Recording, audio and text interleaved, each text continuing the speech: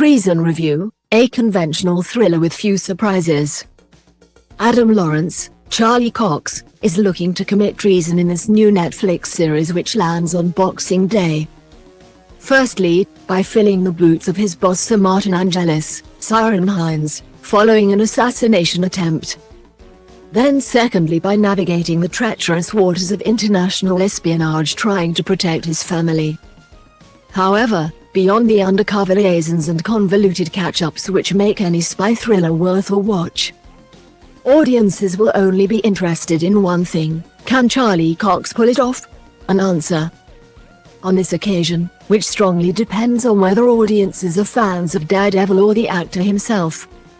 Read more. Netflix dominates online searches for TV box sets. Conjured from thin air by Oscar-nominated scribe Matt Ciarán, Bridge of Spies. This highly polished spy caper is kept on track by Charlie Cox, facing off against older colleagues in the first 5 minutes. Adam Lawrence is press-ganged into prioritizing professional choices over personal responsibilities.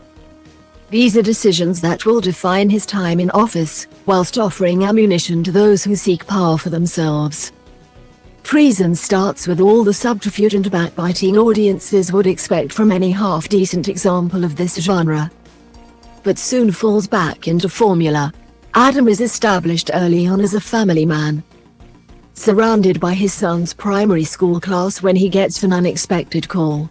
Sir Martin has been poisoned and Adam must take over with immediate effect. That the hit is part of a bigger plan should come as no surprise, since creator Matt Ciarán has already made audiences complicit in his introduction of Kara, Olga Kurylenko, an old love interest from Adam's past, who has been instrumental in smoothing his path to promotional glory over several years. A fact which puts him in hot water when she starts demanding payback for all those professional favors, irrespective of whether he acknowledges them or not. Watch a trailer for Treason. Coincidentally, his wife Maddie, a chaplain, happens to have an old CIA buddy vacationing in the UK when this all kicks off. Dee Tracy I feature, is obviously not over here sightseeing, but instead stationed in London for surveillance purposes. As the plot thickens and Kara continues to demand more and more information from Adam, this show begins to lose its appeal. Read more. The best TV moments of 2022. As the twists and turns mount up, it all gets extremely obvious. Whether this comes down to the transparent kidnapping plot that targets Adam's children, or the fact it lasts less than half an episode, is up for debate. That there seems to be little to no chemistry between Charlie Cox and Olga Kurylenko also undermines their backstory as ex-lovers.